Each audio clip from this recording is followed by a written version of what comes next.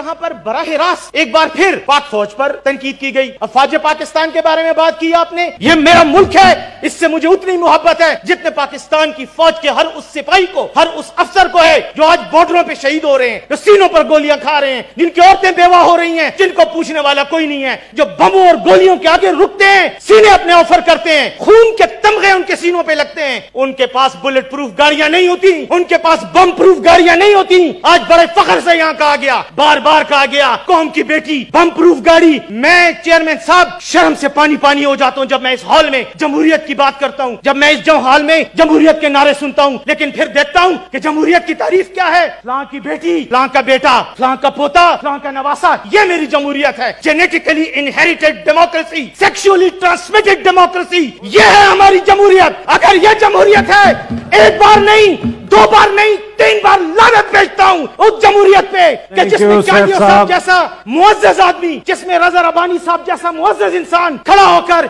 एक ऐसे शख्स को अपना लीडर कहता है और कायद कहता है जो सिर्फ और सिर्फ विरासत की वजह से, एक वाकयाती हादसे की वजह से लीडर बनता है। खुदा के लिए चेयरमैन साहब हर बात करें, लेकिन वो बात ना करें जिसपे आपको कम से कम अपना ज़मीर आपका टूं टूं करने लग जाए कि ये बात आप गलत कर रहे हैं। चेयरमैन साहब, जमहूरियत की खिदमत हम मरूसी जमहूरियत को डिफेंड करके नहीं कर रहे, हमने जमहूरियत को तबाह किया है। जमहूरियत का कातिल और कोई नहीं है। मैं और इस ऐवान में मेरे आज बैठे हुए लोग और इनसे पहले गुजरे हुए जिन्होंने जमहूरियत के उसूलों को पामाल किया, जिन्होंने खानदानी विरासत को तक़वियत दी, जिन्होंने उन लोगों को लीडर कहा जो बम प्रूफ गाड़ियों में फिरते हैं। मेरी बात सुने चेयरमैन साहब, मैं एक बात कहना चाहता हूँ, मेरा एक ही लीडर है, उसको मैं अपना लीडर कहता हूँ, चाहे दुनिया को पसंद हो ये बात या ना। मोहम्मद रसूलुल्लाह उसका नाम है, उसको मैं अपना लीडर कहता हूँ। वो और उसके नीचे जो मानने वाले थे, उमर की बात करता हूँ मैं, उस्मान की बात करता हूँ मैं, अली की बात करता हूँ, रज़ियल्लाहु तआला अन्हुम अजमाइन। मेरी बात सुने चेयरमैन साहब, किस बम प्रूफ गाड़ी में वो फिरते थे, कौन सी बुलेट प्रूफ जैकेट वो पहनते थे, लेकिन रोम और पर्शिया की सल्तनतों की ईंटें बचा दी थी उन्होंने।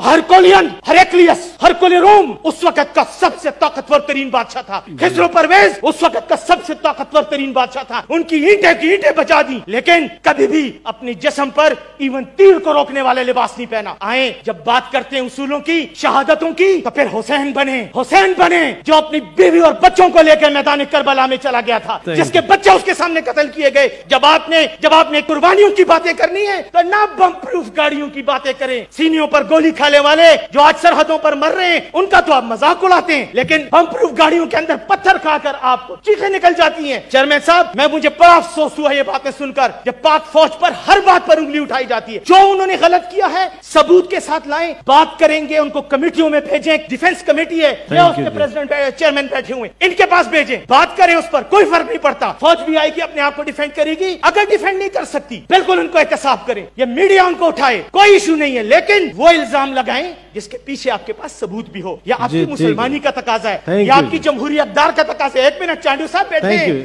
बैठे हैं, हौसला, इन्नल्लाह मअस साबिरीन, सब्र करें और सच सुने। कहा गया जी फौजी जनरल मुशर्रफ जो है वो मौत का इंतजार कर रहा है। क्या इस दुनिया में मौत का इंतजार सिर्फ परवेज मुशर्रफ कर रहा है? चांडू साहब, क्या आपको मौत नहीं आनी? क्या मुझे नहीं आनी? क्या हम सबको इस हाल में बैठे को मौत नहीं आनी? हम सब ने मौत का जायका चखना है। परवेज मुशर्रफ इस वक्त 80 साल तक पहुंच गया है, आखिर उसने भी मरना है। उसने जो कुछ किया धड़ल्ले से किया, दबंग तरीके से किया। जब तक उसके हाथ में ताकत थी उसने अपनी ताकत को इस्तेमाल किया। गलत या सही का फैसला अल्लाह करेगा या इस दुनिया की अदालतें करेंगी। इस दुनिया की एक अदालत ने उसके खिलाफ फैसला करके उसको चौक में लटकाने का डायलॉग भी बोल दिया। क्या हुआ? किसने उसका क्या बिगाड़ लिया? ऐसी बातें ना करें, ये तकब्बुर की बातें होती हैं। इससे इंसान बदमज़गी पैदा करता है और कुछ नहीं पैदा होता। परवेज मुशर्रफ उसी तरह बाइज्जत दुबई में पड़ा हुआ है, अपने घर में है, अपनी माँ के पास है। परसों उसने अपनी सालगिरह मनाई है, कोई फर्क उसकी जिंदगी में नहीं आया। हाँ, उसने इस मुल्क को बदलने की अपनी तौर पर कोशिश की, कुछ काम ठीक किए, कुछ गलत किए, ऐसी कोई बात नहीं होती। इंसान है, अच्छे काम भी करता है, गलतियां भी होती हैं, लेकिन ऐसी बात करना कि वो मौत का इंतजार कर रहे हैं,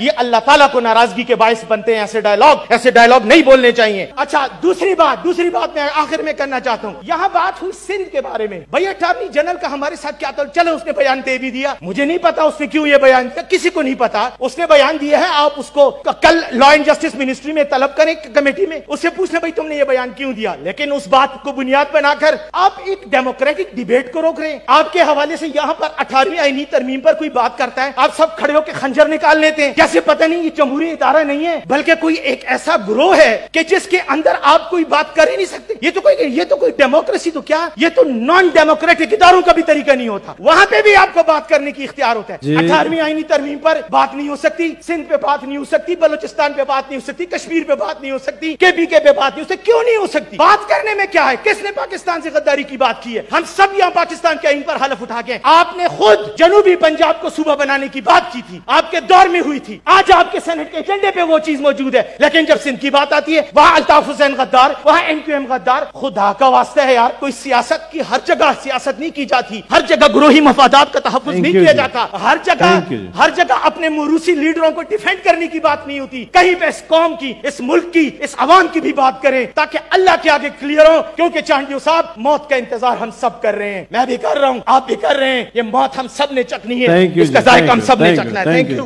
میرا پرابلم یہ ہے کہ میں جو نیلیا نہیں ہوں اور میں امروہے کا نہیں ہوں, میں پشتون ہوں. میرا پرابلم یہ ہوتا ہے کہ جب میرے اوپر کوئی وار کرتا ہے تو میں اس پہ 2 وار کرتا ہوں, جب میرے خلاف کوئی بات کرتا ہے تو میں اس پہ 2 بار بات کرتا ہوں, اور آخر وقت تک اپنے دشمن کو, اپنے مخالف کو اس وقت تک نہیں چھوڑتا جب تک یا تو معافی نہ مانگ لے یا مجھے نہ تباہ کر دے. تیسرا ایک راستہ اور ہوتا ہے, سیاسی مخالفین کو کہہ رہا ہوں, تیسری بات, ایک اور راستہ بھی ہوتا ہے اور اس راستے کو کہتے ہیں راضی نامہ اور صلح کا راستہ, لیکن وہ راستہ اینڈ میں آتا ہے, وہ آخری آپشن ہوتا ہے. پھر آپ نے کہا کہ انسان دعا مانگتا ہے اور پھر اس وقت دعا کی قبولیت کا ٹائم ہوتا ہے. اگر اس ملک پر آج یہ لمحہ, اگر اس ملک پر اگر قبولیت کا وقت ہے تو میں آج اللہ سے یہ دعا مانگتا ہوں کہ وہ میری جان اس ملک پر ایک بار نہیں 1000 بار قربان کر دے, میری نسلوں کو قربان کر دے.